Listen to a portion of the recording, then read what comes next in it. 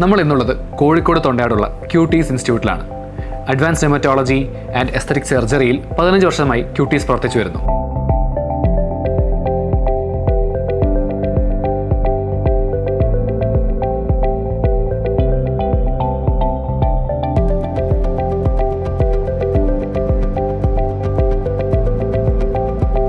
Vitiligo എന്ന ചർമ്മരോഗത്തിൻ്റെ ഭാഗമായി നമ്മളോടൊപ്പം ഇന്നുള്ളത് 26 വർഷത്തെ എക്സ്പീരിയൻസ് ഉള്ള ക്യൂട്ടീസിൻ്റെ മെഡിക്കൽ ഡയറക്ടറും senior കൺസൾട്ടൻറ്റുമായ doctor Salim sir.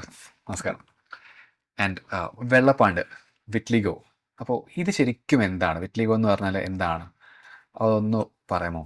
Vitiligo എന്ന് പറഞ്ഞു കഴിഞ്ഞിട്ടുണ്ടെങ്കിൽ ചർമ്മത്തിൻ്റെ സ്വാഭാവികമായ നിറം നഷ്ടപ്പെടുന്ന ഒരു കണ്ടീഷനാണ് വിറ്റിലിഗോ. ഇവിടെ സംഭവിക്കുന്നത് എന്താണെന്ന് വെച്ചാൽ, നമുക്ക് സാധാരണ നിലക്ക് ചർമ്മത്തിൽ നിറം നൽകുന്ന കോശങ്ങൾ, മെലനോസൈറ്റ് എന്ന കോശങ്ങൾ മെലാനിൻ ഉൽപ്പാദിപ്പിച്ച് സ്കിന്നിൽ എത്തിച്ച് അതാണ് നമ്മളുടെ നിറം തരുന്നത്. ഈ മെലനോസൈറ്റ് കോശങ്ങൾക്ക് എതിരായിട്ട് ചില ആൻറ്റിബോഡീസ് നമ്മളുടെ ശരീരത്തിൽ ഉണ്ടാവുകയും ആ ആൻറ്റിബോഡീസ് വന്ന് ആ മെലനോസൈറ്റ് കോശങ്ങളെ നശിപ്പിച്ച് അതുമൂലം നമുക്ക് അവിടുത്തെ സ്വാഭാവിക നിറം നഷ്ടപ്പെടുന്ന ഒരു അസുഖമാണ് വിറ്റിലിഗോ. ഓക്കെ, ഈ അസുഖം എന്ന് പറയുമ്പോൾ ഇത് പകരുന്നതാണോ അല്ലെങ്കിൽ ജനറ്റിക് വൈസ് ഉള്ളതാണോ? ഒരു കാരണവശാൽ ഇത് പകരുന്ന ഒരു രോഗമേ അല്ല. കാരണം അതുപോലെ തന്നെ ജനറ്റിക്കായിട്ടും ഇത് വളരെ ചെറിയൊരു ശതമാനം മാത്രമേ, 12 മുതൽ 16% വരെ മാത്രമേ നമുക്ക് ജനറ്റിക്കായിട്ട് വരുന്നുള്ളൂ. അതെന്ന് പറഞ്ഞാൽ ഏകദേശം 85% കൂടുതലുള്ളതും ജനറ്റിക് അല്ലാതെ വരുന്നതാണ്. അപ്പം ഒരു കല്യാണത്തിൻ്റെ കാര്യങ്ങളിലോ അങ്ങനെയുള്ള മാരേജ് പ്രപ്പോസൽസ് ഒക്കെ വരുമ്പോൾ പലർക്കും ഉണ്ടാകുന്ന ഒരു ചോദ്യം, അടുത്ത ജനറേഷനിൽ ഇനി ഒരു വിറ്റ്ലിഗോ ഉണ്ടാവുമോ എന്നുള്ളതാണ്. അപ്പോൾ ആ ജനറ്റിക്സ് എന്നുള്ള പാർട്ട് നമുക്ക് ഒരു പരിധി വരെ മാറ്റിവെക്കാൻ പറ്റും വിറ്റ്ലിഗോയിൽ. പക്ഷേ ഇതിൽ നമ്മൾ ഏത് പ്രായക്കാരിലായിരിക്കും കൂടുതൽ കാണപ്പെടുന്നത്? അങ്ങനെ ഒരു സ്പെസിഫിക് ഏജ് കാറ്റഗറി ഇതിനകത്തുണ്ടോ? വിറ്റിലിഗോ ഏത് പ്രായത്തിലും വരാം. വിറ്റിലിഗോ വന്ന് നമുക്ക് വളരെ ചെറിയ പ്രായത്തിൽ വരുന്നത് ഉണ്ട്, പക്ഷെ അതത്ര കോമൺ അല്ല. പക്ഷെ കൂടുതലും നമ്മൾ കാണുന്നത് ഒരു 15-18 വയസ്സ് മുതൽ ഒരു 40-45 വയസ്സ് വരെ ഉള്ള ഒരു പോപ്പുലേഷനിൽ ഒരുപാട് പേരെ കാണാറുണ്ട്. അതുകൂടാതെ തന്നെ ഒരു പ്രായം കഴിഞ്ഞാൽ ഒരു 50-60 വയസ്സ് 65 വയസ്സ് കഴിഞ്ഞാൽ നമ്മളുടെ ശരീരത്തിലുള്ള ഓട്ടോ ഇമ്മ്യൂൺ പ്രക്രിയകൾ പലപ്പോഴും ഒരു ഇമ്മ്യൂണോളജിക്കൽ മിമിക്രി എന്നൊക്കെ പറയാം. അതുപോലെ പല ഓട്ടോ ഇമ്മ്യൂൺ അസുഖങ്ങൾ ഉണ്ടാകുന്ന കൂടെ പലർക്കും വിറ്റ്ലിഗോ കണ്ടുവരുന്നതായിട്ട് നമുക്ക് കാണാറുണ്ട്. പിന്നെ വേറെ ഉള്ളതെന്ന് വെച്ചാൽ എല്ലാ വിറ്റ്ലിഗോകളും ഒരേപോലെ അല്ല. നമുക്ക് പല ടൈപ്പുകളുണ്ട്. ഇപ്പോൾ ഫോർ എക്സാമ്പിൾ നമുക്ക് ഏറ്റവും സാധാരണ കണ്ടുവരുന്നത് നമുക്ക് നമ്മളുടെ വിരലുകളുടെയും പാദങ്ങളുടെയും അഗ്രത്തിലും അതുപോലെ ചുണ്ടിലും ഫേസിലും വരുന്ന ലിപ് ടിപ്പ് വേരിയൻറ്റ് അല്ലെങ്കിൽ അക്രോഫേഷ്യൽ വിറ്റിലിഗോ എന്ന് പറഞ്ഞിട്ടുള്ള ഒരു തരം വിറ്റിലിഗോ ഉണ്ട്. അത് വളരെ കോമൺ ആയിട്ട് കാണുന്നതാണ്. അതെ, അല്ല, അത് കൂടുതലായിട്ടും കൈകളിലും മുഖത്തും കാലുകളിലും കാണുന്ന ഒരു ടൈപ്പാണ്. സിമിലർലി അതുപോലെ നമുക്ക് കാണുന്നതാണ് സെഗ്മെന്റൽ വിറ്റിലിഗോ. അത് ഒരു ഭാഗത്തുള്ള ഏതെങ്കിലും ഒരു സെഗ്മെന്റ്, അത് എപ്പോഴും ഒരു സൈഡിലായിരിക്കും കൂടുതലായിട്ട് കാണുന്നത്, ഒരു ഭാഗത്ത് മാത്രം ഉണ്ടാകുന്ന ഒരു വേരിയൻ്റ് ആണ്. സിമിലർ വിറ്റിലിഗോ വൾഗാരിസ് പല ഭാഗങ്ങളിലായിട്ട് നമുക്ക് ഉണ്ടാകുന്ന ഒരു ടൈപ്പ് ഉണ്ട്. ഇനി ഒരുപാട് ഭാഗങ്ങൾ എഫക്റ്റ് ചെയ്ത് ഒരു വിറ്റിലിഗോ യൂണിവേഴ്സാലിസ് എന്നൊക്കെ പറഞ്ഞുള്ള പരം പേര്. അപ്പോൾ ഇങ്ങനെ പല ടൈപ്പുകളുണ്ട്. അപ്പം നമ്മൾ എന്ത് ടൈപ്പ് ഓഫ് വിറ്റിലിഗോ ആണ് പലർക്കും ഉള്ളത്, അതനുസരിച്ചിട്ടാണ് നമ്മൾ ഫെർദർ ട്രീറ്റ്മെൻറ്റ് എങ്ങനെ പോകണം, എങ്ങനെ അവർ മുന്നോട്ട് പോകണം എന്നുള്ളതൊക്കെ നമ്മൾ നോക്കുന്നത്. എന്തൊക്കെയായാലും വിറ്റിലിഗോ എന്നത് ഒരാളിൽ നിന്ന് ഒരാൾക്ക് പകരുന്ന രോഗമല്ല, ജനറ്റിക്കായിട്ടും വളരെ കുറച്ച് പേർക്ക് മാത്രമേ ഉണ്ടാവുന്ന ഒരു അസുഖമാണ്. ഓക്കെ, അപ്പോൾ ഡോക്ടർ പറഞ്ഞത് പകരുന്ന രോഗമല്ല, ജനറ്റിക്കലായിട്ടും അങ്ങനെയല്ല എന്നുള്ളത്. പക്ഷെ ഇപ്പോഴും നമ്മുടെ സൊസൈറ്റിയിൽ ആൾക്കാർക്ക് ഒരു ധാരണയുണ്ട്. ഇപ്പോൾ എനിക്ക് മനസ്സിലായത് കംപ്ലീറ്റ്ലി അത് തെറ്റിദ്ധാരണയാണ്. എന്താണെന്ന് വെച്ചാൽ അത് പകരുന്നതല്ലാത്തതുകൊണ്ട് തന്നെ ആൾക്കാർ മറ്റൊരാളെ കാണുമ്പം അടുത്തിരിക്കാനോ അല്ലെങ്കിൽ അവർ തരുന്നൊരു സാധനം വാങ്ങാനോ അവരൊക്കെ ഒന്ന് മടിക്കുന്നുണ്ട്, ഒന്ന് ബാക്ക് ഓഫ് ചെയ്യുന്നുണ്ട്. ശരിക്കും അത് ഇവർക്ക് മാനസികമായിട്ട് വളരെ ബുദ്ധിമുട്ടുണ്ടാക്കുന്ന ഒരു കാര്യം തന്നെയല്ലേ? തീർച്ചയായിട്ടും. ഇതിലുള്ള മെയിൻ പ്രശ്നം എന്തെന്ന് വെച്ച് കഴിഞ്ഞിട്ടുണ്ടെങ്കിൽ, ഇത്രയൊക്കെ കാലം പുരോഗമിച്ചിട്ടും പലപ്പോഴും നമ്മളുടെ മൈൻഡ് സെറ്റ് പലപ്പോഴും മാറാതിരിക്കുന്നുണ്ട്. പലർക്കും അറിയില്ല വിറ്റിലിഗോ എന്നുള്ളത് കുഷ്ഠരോഗമോ വേറെ എന്തെങ്കിലും അതുപോലത്തെ രോഗങ്ങളോ ആയിട്ട് സാമ്യമുള്ളതാണെന്നുള്ളൊരു തോന്നലുണ്ട്. ഒരിക്കലുമല്ല. അതുപോലെ തന്നെ ഇത് ഒരാളിൽ നിന്ന് ഒരാൾക്ക് പകരുന്ന ഒരു രോഗമല്ല. കാണുമ്പോൾ പ്രത്യേകിച്ച് നമ്മളുടെ കാണുന്ന ഭാഗങ്ങളിൽ ഉള്ള ഒരു അസുഖമാവുന്ന സമയത്ത് മറ്റുള്ളവരാൽ ഒരു എന്ത് തോന്നും, ഒരുപക്ഷെ അടുത്തിരിക്കുന്ന ആൾക്കൊന്നും തോന്നുന്നുണ്ടാവില്ലെങ്കിൽ കൂടി ഈ പേഷ്യൻ്റ് എപ്പോഴും ഒരു ഇൻസെക്യൂർ ഫീൽ അവർക്കുണ്ടാവും. ആ ഒരു അപകർഷതാബോധം, അതുപോലെ തന്നെ ഇത്തരം ബോധങ്ങളും ഇവരുടെ ലൈഫിലും അതുപോലെ തന്നെ അവരുടെ ജോലിയിലും കോംപ്രമൈസുകൾ പലപ്പോഴും കാണാറുണ്ട്. അതുകൊണ്ട് തന്നെ നേരത്തെ ചികിത്സിക്കുക എന്നുള്ളത് വളരെ അഭികാമ്യമായ ഒരു സംഗതിയാണ്. ഓക്കെ, ഏർലി ഡിറ്റക്ഷൻ എന്ന് പറയുമ്പോഴും അവർ ട്രീറ്റ്മെന്റ് വന്നു കഴിഞ്ഞാൽ ഓൾറെഡി അവർ മാനസികമായിട്ട് കുറേ ബുദ്ധിമുട്ടുകൾ ഉണ്ടാവുമല്ലോ. ട്രീറ്റ്മെന്റിന് പുറമെ മാനസികമായിട്ട് അവരെ ഒന്ന് സ്ട്രോങ് ആക്കാൻ എന്തൊക്കെ തരം ട്രീറ്റ്മെന്റ്സ് ആണ് ഡോക്ടറുടെ ഭാഗത്തുനിന്നൊരു സജഷൻ ആയിട്ട് ഉണ്ടാവുന്നത്? തീർച്ചയായും നമ്മളൊരു പേഷ്യൻറ്റിനെ കാണുന്ന എപ്പോഴും ഹോളിസ്റ്റിക് അപ്രോച്ചിലാണ്.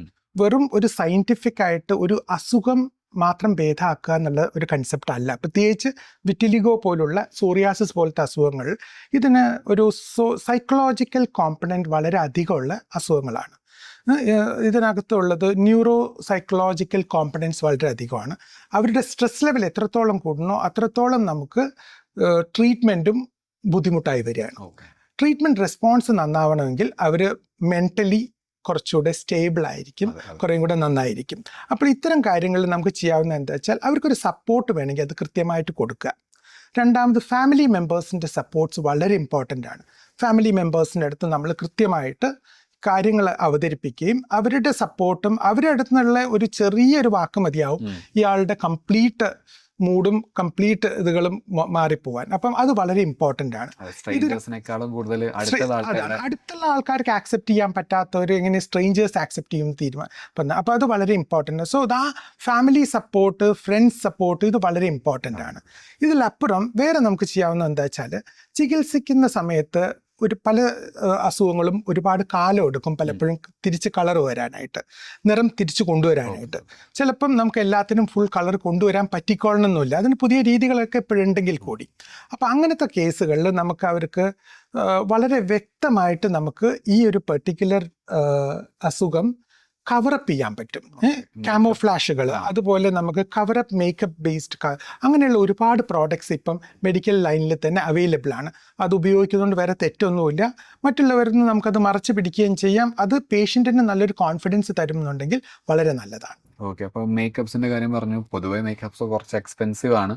അപ്പോൾ ഇതൊക്കെ ഈ മെഡിക്കൽ പരമായിട്ട് വരുമ്പം കുറച്ച് അഫോർഡബിൾ ആയിട്ടുള്ള കാര്യങ്ങളൊക്കെ, ഇതൊന്നും അത്ര വലിയ എക്സ്പെൻസീവ് ആയിട്ടുള്ള നമ്മളെ സംബന്ധിച്ചിടത്തോളം മെലനോസൈറ്റുകളെ ഡിസ്ട്രക്ട് ചെയ്യുന്ന പോലത്തെ കെമിക്കലുകൾ ഇല്ലാത്ത എന്ത് മേക്കപ്സും നമുക്ക് ഇതിനകത്ത് ഉപയോഗിക്കാവുന്നതാണ്. അതിന് പറ്റിയ ഒരുപാട് പ്രോഡക്റ്റുകൾ ഇപ്പോൾ മെഡിക്കൽ കോസ്മെറ്റിക് ഏരിയകളിലും അതുപോലെ തന്നെ കവറപ്പ് ഏരിയകളിലും നമുക്ക് അവൈലബിൾ ആണ്. ഓക്കെ, അപ്പം നമ്മളിപ്പം മേക്കപ്സ് അതുപോലെ തന്നെ അവർക്ക് വേണ്ട മെൻ്റൽ കാര്യങ്ങളെ പറ്റി പറഞ്ഞു, mental how to strengthen the mental health. അപ്പോൾ ട്രീറ്റ്മെൻറ്റ് മെത്തേഡ്സ് ശരിക്കും എങ്ങനെയൊക്കെയാണ്? ട്രീറ്റ്മെൻറ്റ് മെത്തേഡ്സ് പറഞ്ഞാൽ ട്രീറ്റ്മെൻറ്റ് മെത്തേഡ്സിനെ പറ്റി പറയുമ്പോൾ നമുക്ക് വേണ്ടത് there are 3 pillars of treatment protocols. അതിൽ ഈ 3 പില്ലറും വളരെ ഇമ്പോർട്ടൻ്റ് ആണ്. അപ്പോൾ ഒരു പേഷ്യൻ്റ് ആദ്യമായിട്ട് വരുന്നെന്ന് കൂട്ടുക, ആ പേഷ്യൻ്റ് പകർന്നുകൊണ്ടിരിക്കുന്ന ഒരു അസുഖം പടർന്നുകൊണ്ടിരിക്കുകയാണ്. അപ്പോൾ നമ്മുടെ first priority is to stabilise the disease. എന്ന് വെച്ചാൽ പകരുന്ന ഡിസീസിനെ നമ്മൾ പകർച്ച പിടിച്ചു കെട്ടുക എന്നുള്ളതാണ്. അതിന് അതിൻ്റേതായ കുറേ മെഡിക്കേഷൻസും കാര്യങ്ങളും ഉണ്ട്. രണ്ടാമതായിട്ടുള്ളത് നമ്മൾ വെളുത്ത് കിടക്കുന്ന സ്ഥലത്ത് പുതിയ നിറം കൊണ്ടുവരിക, റീപിഗ്മെൻറ്റേഷൻ. അതാണ് രണ്ടാമത്തെ പില്ലർ. അതിനും നമുക്ക് ഒരുപാട് ഓപ്ഷൻസ് അവൈലബിൾ ആണ്. മൂന്നാമതായിട്ട് മെയിൻ്റനൻസ്. നമുക്ക് നന്നായി ചികിത്സിച്ചു, കളറ് കിട്ടി, ആ കളർ അവിടെ മെയിൻറ്റെയിൻ ചെയ്യാം. അത് നമുക്ക് വീക്കെൻഡ് തെറാപ്പികൾ അങ്ങനത്തെ വേറെ ചില കാര്യങ്ങളുണ്ട്. ചിലപ്പോൾ പേഷ്യൻ്റ് വളരെ നന്നായി റീപിഗ്മെൻറ്റ് ചെയ്തു, ചിലപ്പോൾ പ്രശ്നങ്ങളൊന്നുമില്ല, അങ്ങനെ പോവാം. പക്ഷേ പേഷ്യൻറ്റിന് എപ്പോഴെങ്കിലും ഒരു റീആക്ടിവേഷൻ വരുന്നുണ്ടെന്ന് കണ്ടാൽ അപ്പോൾ നമുക്ക് തിരിച്ച് ഒരു ക്വാളിഫൈഡ് സ്കിൻ സ്പെഷ്യലിസ്റ്റിൻ്റെ അടുത്ത് ചെന്ന് രണ്ടാമത് ട്രീറ്റ്മെൻറ്റ് സ്റ്റാർട്ട് ചെയ്യുക, അല്ലെങ്കിൽ ഒരു മെയിൻ്റനൻസ് ഫേസ് സ്റ്റാർട്ട് ചെയ്യുന്നതിനെ പറ്റി ആലോചിക്കേണ്ടതുണ്ട്.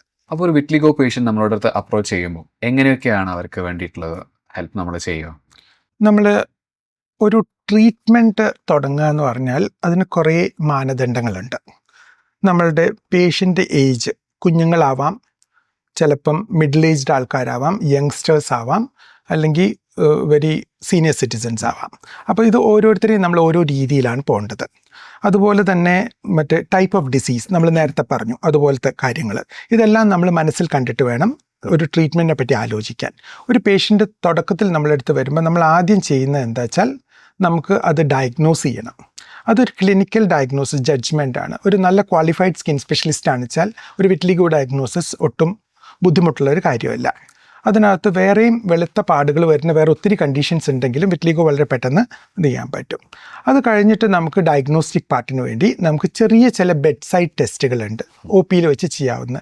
വുഡ്സ് ലാമ്പ് എക്സാമിനേഷൻ പറഞ്ഞിട്ടുണ്ട്. പിന്നെ ഡെർമോസ്കോപ്പി വെച്ച് കഴിഞ്ഞാൽ നമുക്ക് കറക്റ്റായിട്ട് എന്നാണ് ഒരു ബയോപ്സി പോലും എടുക്കാതെ നമുക്ക് പറയാൻ പറ്റും. അപ്പോൾ നമ്മളൊരു ഏകദേശം നമുക്കൊരു ധാരണ വന്നു കഴിഞ്ഞാൽ പിന്നെ നമ്മൾ ചെയ്യുന്നത് നമുക്ക് ഇൻവെസ്റ്റിഗേറ്റ് ചെയ്യുകയാണ്. ചില വിറ്റിലിഗോ അസുഖങ്ങൾ, വിറ്റിലിഗോ ഒരു ഓട്ടോ ഇമ്മ്യൂൺ കണ്ടീഷനാണ് ഞാൻ പറഞ്ഞു, ലൈക്ക് മറ്റു വാദങ്ങൾ പോലെയൊക്കെ ഉണ്ടാകുന്ന ഓട്ടോ ഇമ്മ്യൂൺ കണ്ടീഷനാണ്. ചിലപ്പം വിറ്റിലിഗോയുടെ കൂടെ ചിലർക്ക് മറ്റ് ഓട്ടോ ഇമ്മ്യൂൺ കണ്ടീഷൻ ഉണ്ടാവാം, ഒരു ഓട്ടോ ഇമ്മ്യൂൺ തൈറോയിഡൈറ്റിസ്. അപ്പോൾ നമ്മൾ തൈറോയിഡ് പ്രൊഫൈൽ പോലത്തെ കാര്യങ്ങൾ നമ്മൾ ചെയ്യണം. വേറെയുള്ള മറ്റ് പെർനീഷ്യസ് അനീമിയ പോലത്തെ വേറെ മറ്റുള്ള ഓട്ടോ ഇമ്മ്യൂൺ കണ്ടീഷൻസ് പലതും കൂടെ ഉണ്ടാവാം. അപ്പോൾ അത്തരം കാര്യങ്ങൾ നോക്കണം. ന്യൂട്രീഷണൽ ഡെഫിഷ്യൻസീസ് വല്ലതും ഇതിൻ്റെ കൂടെ ഉണ്ടെങ്കിൽ അതും ഇതിനെ അഗ്രിവേറ്റ് ചെയ്യാം. അപ്പം ആ പാട്ട് ഇതെല്ലാം നമ്മൾ ഇൻവെസ്റ്റിഗേറ്റ് ചെയ്യാം. അത് സാധാരണ നിലക്ക് ഒരു ഡോക്ടറിന്, ഒരു ഡെർമറ്റോളജിസ്റ്റിന് ചെയ്യാൻ പറ്റുന്ന കാര്യങ്ങളാണ്. ഒരു പ്രോപ്പർ ഡിസിപ്ലിൻ, അതുപോലെ തന്നെ ഫുഡ് ഇൻടേക്ക് ഒക്കെ ഇതിൽ ഒക്കെ വളരെ വളരെ ഇമ്പോർട്ടൻ്റ് ആണ്. ഇത്തരം കാര്യങ്ങൾ മരുന്നുകൾ മാത്രമല്ല. അതുപോലെ തന്നെ നമ്മൾ അങ്ങനെ ഒരു ഇതിൽ വന്നു കഴിഞ്ഞാൽ പിന്നെ നമ്മളുടെ ട്രീറ്റ്മെൻ്റ് ആണ്. അപ്പോൾ ട്രീറ്റ്മെൻറ്റ് എപ്പോഴും നമ്മൾ പേഷ്യൻ്റ് ഇതിനനുസരിച്ചിട്ടാണ്, എന്ത് ടൈപ്പ് ഡിസീസ് ആണെന്നുള്ളത് അനുസരിച്ചിട്ടാണ്. അവിടെ നമുക്ക് മെഡിക്കൽ ട്രീറ്റ്മെൻറ്റുകളുണ്ട്, തേക്കുന്ന ഓയിൻറ്റ്മെൻറ്റ് പോലത്തെ കാര്യങ്ങളുണ്ട്. സിമിലർലി നമുക്ക് ഇൻടേക്ക് ചെയ്യുന്ന കുറേ മരുന്നുകളുണ്ട്, പല വിധത്തിലുള്ള മരുന്നുകളുണ്ട്. പിന്നെ നമുക്ക് ലൈറ്റ് ബേസ്ഡ് ട്രീറ്റ്മെൻറ്റ്, നമുക്ക് ഫോട്ടോബയോളജിക്കൽ ട്രീറ്റ്മെൻറ്റ്സ് എന്ന് പറയാം. അതിനകത്ത് ഫോട്ടോതെറാപ്പികൾ ഒത്തിരി സ്ഥലങ്ങളുണ്ടെങ്കിൽ ഹോൾ ബോഡി യൂണിറ്റിൽ നാരോ ബാൻഡ് UVB എന്ന് പറഞ്ഞിട്ടുള്ള ഒരു ഫോട്ടോതെറാപ്പി സിസ്റ്റം ഉണ്ട്. സിമിലർലി പൂവ എന്ന് പറഞ്ഞിട്ടുള്ള സൊറാലിൻ പ്ലസ് UVA, അവിടെ നമ്മൾ UVA ആണ് ഫോട്ടോതെറാപ്പിക്കായിട്ട് ഉപയോഗിക്കുന്നത്. കുറച്ചുകൂടെ ലേറ്റസ്റ്റ് ആയിട്ട് ചെറിയ സ്ഥലങ്ങളെ ഉള്ളുന്നുണ്ടെങ്കിൽ നമുക്ക് ടാർഗറ്റഡ് ഫോട്ടോതെറാപ്പി പറഞ്ഞിട്ട് ഒരു ആ ഭാഗങ്ങൾ മാത്രം കൊടുക്കാവുന്ന ലൈറ്റ് ട്രീറ്റ്മെൻറ്റ് ഉണ്ട്. ഇതൊക്കെ പുതിയ ടെക്നോളജികളാണ്.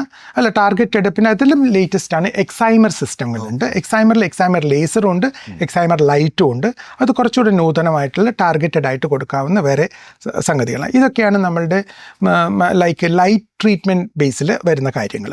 പിന്നെ നമുക്ക് ശസ്ത്രക്രിയകളുണ്ട്, സർജിക്കൽ ട്രീറ്റ്മെൻറ്റ്സ്. പണ്ട് കാലത്ത് നമുക്ക് പഞ്ച് ഗ്രാഫ്റ്റിംഗ് പോലത്തെ ടെക്നിക്സ് ആണെങ്കിൽ ഇപ്പോഴത്തെ കാലത്ത് നമുക്ക് കൂടുതലും സെല്ലുലാർ ഗ്രാഫ്റ്റിംഗ് ടെക്നിക്സ് ആണ്. എന്ന് വെച്ചാൽ മെലനോസൈറ്റ് കോശങ്ങൾ നമുക്ക് എടുത്ത് ട്രാൻസ്പ്ലാന്റ് ചെയ്യാൻ പറ്റും.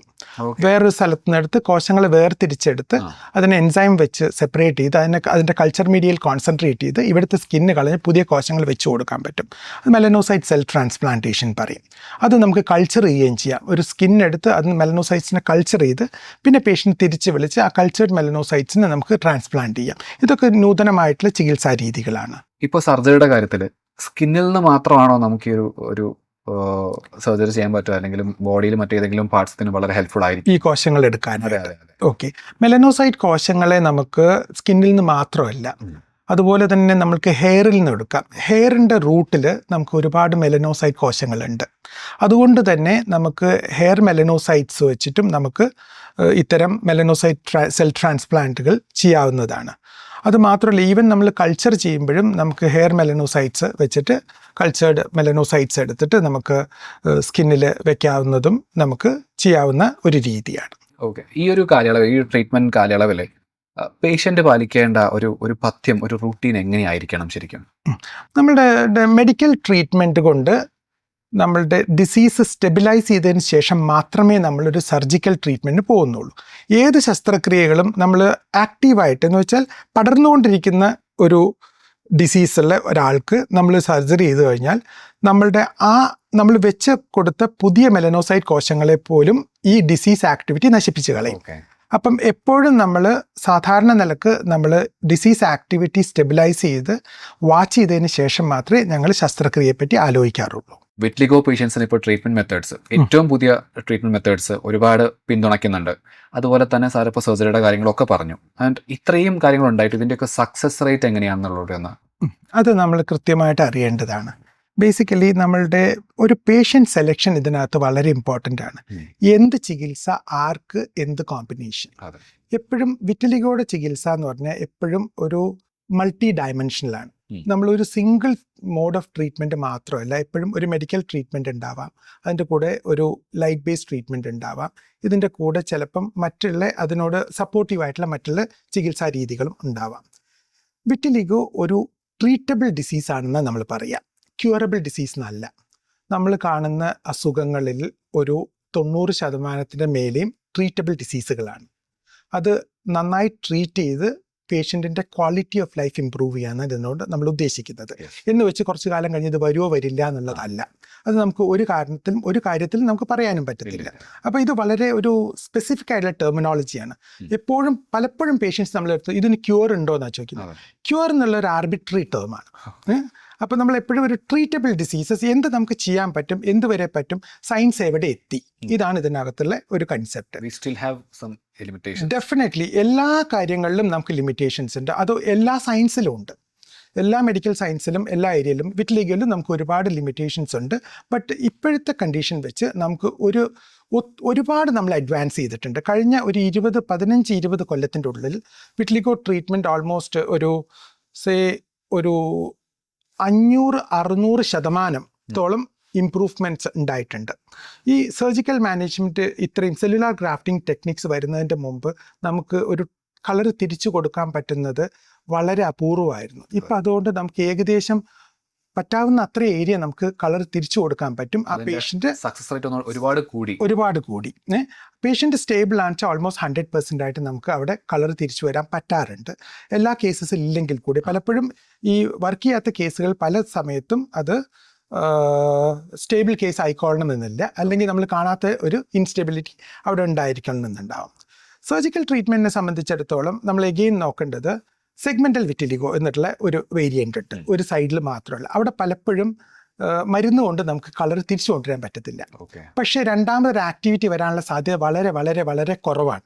ഒരിക്കൽ സർജറി വെച്ച് നമ്മൾ ട്രീറ്റ് ചെയ്ത് കഴിഞ്ഞാൽ അത് തിരിച്ച് അവിടെ രണ്ടാമത് കളർ പോകാനുള്ള സാധ്യത വളരെ കുറവാണ്. അപ്പോൾ അങ്ങനത്തെ കേസുകളിൽ എപ്പോഴും ഈ മെലനോസൈറ്റ് സെൽ ട്രാൻസ്പ്ലാന്റേഷൻ ടെക്നിക്ക് അത് കൾച്ചേർഡോ നോൺ കൾച്ചേർഡോ ആയിട്ട് ചെയ്തു കഴിഞ്ഞാൽ വളരെ എഫക്റ്റീവായിട്ട് നമുക്ക് ചെയ്യാൻ പറ്റുന്ന ഒരു ടെക്നിക്കാണ്. അതുപോലെ തന്നെ ഫോട്ടോതെറാപ്പി പോലത്തെ ട്രീറ്റ്മെൻറ്റുകളും വളരെ എഫക്റ്റീവാണ്. കാരണം അതിനുള്ള സൈഡ് എഫക്ട്സും വളരെ കുറവാണ് കമ്പയർഡ് വിത്ത് മറ്റുള്ള അകത്തോട്ടെടുക്കുന്ന പല മരുന്നുകളും. നമ്മൾ അതിൻ്റെ നല്ല വശവും അതിൻ്റെ സൈഡ് എഫക്ട്സും ചെയ്തിട്ടാണ് നമ്മളെപ്പോഴും ഇത്തരം ട്രീറ്റ്മെൻറ്റ് ഒരു പേഷ്യൻ്റ് എന്ത് കൊടുക്കണം നമ്മൾ തീരുമാനിക്കുന്നത്. അങ്ങനെ നമ്മൾ ജഡ്ജ്മെൻ്റലായിട്ട് വളരെ വൃത്തിയായിട്ട് നമ്മൾ ജുഡീഷ്യലായിട്ട് നമ്മൾ അഡ്മിനിസ്റ്റർ ചെയ്യാന്ന് വെച്ചാൽ വിറ്റിലിഗോയിൽ ഒരു ഭൂരിഭാഗം ശതമാനവും നമുക്ക് ഇപ്പോൾ വളരെ എഫക്റ്റീവായിട്ട് ട്രീറ്റ് ചെയ്യാൻ പറ്റും. ഇത്രയും നൂതനമായിട്ടുള്ള ചികിത്സാ രീതികളുണ്ടല്ലോ, അപ്പോൾ സാറ് പറഞ്ഞു സർജറി അടക്കം ഉണ്ടെന്ന്. അപ്പം ഇതൊക്കെ ശരിക്കും ഇന്ത്യയിൽ അവൈലബിൾ ആണോ? ഇത്രയും കാര്യങ്ങൾ മുഴുവൻ ഇന്ത്യയിലുള്ള ഒത്തിരി നല്ല ഇൻസ്റ്റിറ്റ്യൂഷനുകളിൽ ഇത്തരം ചികിത്സകൾ പലതും അവൈലബിൾ ആണ്. ചിലയിടത്ത് എല്ലാം അവൈലബിൾ അല്ലെങ്കിലും മിക്കതും അവൈലബിൾ ആയിരിക്കും. ഇല്ലെങ്കിൽ പലവരും നമ്മൾ ഒരു ക്വാളിഫൈഡ് സ്കിൻ സ്പെഷ്യലിസ്റ്റിനെയാണ് കാണുന്നത്. അവിടെ അവൈലബിൾ അല്ലാത്ത ട്രീറ്റ്മെൻറ്റ് ഉള്ള ഒരു സ്ഥലത്തോട്ട്, ഒരു ഇൻസ്റ്റിറ്റ്യൂഷനിലോട്ട് അവരെ പലപ്പോഴും റെഫർ ചെയ്യാറുണ്ട്. ഇതിനകത്ത് നിങ്ങൾ മനസ്സിലാക്കേണ്ടത് എന്തെന്ന് വെച്ചാൽ ഈ ഒരു വെള്ളപ്പാണ്ട് പോലത്തെ ഒരു അസുഖം നമ്മളുടെ ഇന്ത്യൻ പോപ്പുലേഷനിലാണ് ഏറ്റവും വലിയ പ്രശ്നം. ഇതിൻ്റെ സ്റ്റിഗ്മയും അതുകൊണ്ട് തന്നെ സമൂഹത്തിൽ നിന്ന് ഒറ്റപ്പെടുത്തലുകളും ഇന്ത്യ പോലത്തെ രാജ്യത്ത് കാണുന്ന അത്രയും യൂറോപ്പിലോ അമേരിക്കയിലോ കാണത്തില്ല.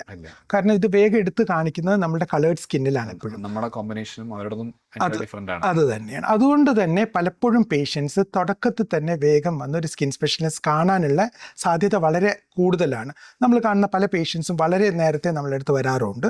അതുകൊണ്ട് തന്നെ നമുക്ക് ട്രീറ്റ്മെൻറ്റ് തുടങ്ങാനും വളരെ എളുപ്പമാണ്.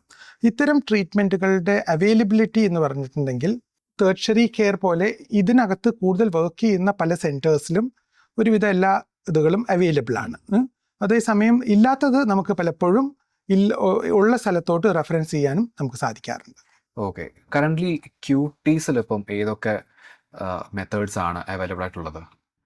ക്യൂട്ടിസ് ഇൻസ്റ്റിറ്റ്യൂട്ടിനെ സംബന്ധിച്ചിടത്തോളം ഇവിടുത്തെ ഞങ്ങളുടെ പ്രത്യേകത എന്ന് വെച്ചാൽ ഞങ്ങൾക്ക് we have something like a centre of excellence in pigmentary disorders.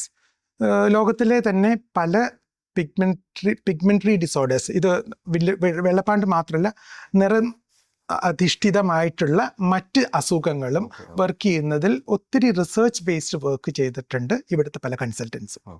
അതുകൊണ്ട് തന്നെ നമുക്ക് ഇത്തരത്തിലുള്ള റെഫറൻസുകളുടെ എണ്ണവും വളരെ കൂടുതലാണ്. ഇവിടെ അവൈലബിൾ ആയിട്ടുള്ള എല്ലാ ടെക്നോളജീസും അതുപോലെ തന്നെ കൺസൾട്ടൻസി പാർട്ടും വളരെ വൺ ഓഫ് ദ ഹയസ്റ്റ് സ്റ്റാൻഡേർഡ്സിലുള്ളതാണ്. ഞാൻ പറയുകയാണെങ്കിൽ ഇവിടെ ഉപയോഗിക്കുന്ന ഫോട്ടോതെറാപ്പി എന്ന് പറഞ്ഞിട്ട് ഹോൾ ബോഡി ഫോട്ടോതെറാപ്പി ഡാവ്ലിൻ എന്ന് പറഞ്ഞിട്ടുള്ള US ബേസ്ഡ് ലോകത്ത് കിട്ടാവുന്ന ബെസ്റ്റ് കമ്പനിയുടെ ഒരു ഇതാണ്. സിമിലർലി നമുക്ക് ടാർഗറ്റഡ് ഫോട്ടോതെറാപ്പി ലുമേറ എന്ന് പറഞ്ഞ ഡാവ്ലിൻ തന്നെ വരുന്നതാണ്. എക്സൈമർ ലൈറ്റ് സിസ്റ്റം ലോകത്തിലെ ഒറിജിനൽ എക്സൈമർ ലൈറ്റ് സിസ്റ്റമാണ്. വളരെ കുറച്ച് സെൻറ്റേഴ്സിലാണ് ഇന്ത്യയിൽ തന്നെ ഒറിജിനൽ എക്സൈമേഴ്സ് ലൈറ്റ് സിസ്റ്റം ഉപയോഗിക്കുന്ന സ്ഥലങ്ങളുള്ളൂ. സിമിലർലി ഞങ്ങളുടെ സർജിക്കൽ പാർട്ട് വളരെ കോമ്പറ്റൻ്റ് ആണ്. കാരണം സർജിക്കലി ഞങ്ങൾക്ക് പയനീഴ്സാണ് പലരും ഇവിടെ ഉള്ളത്.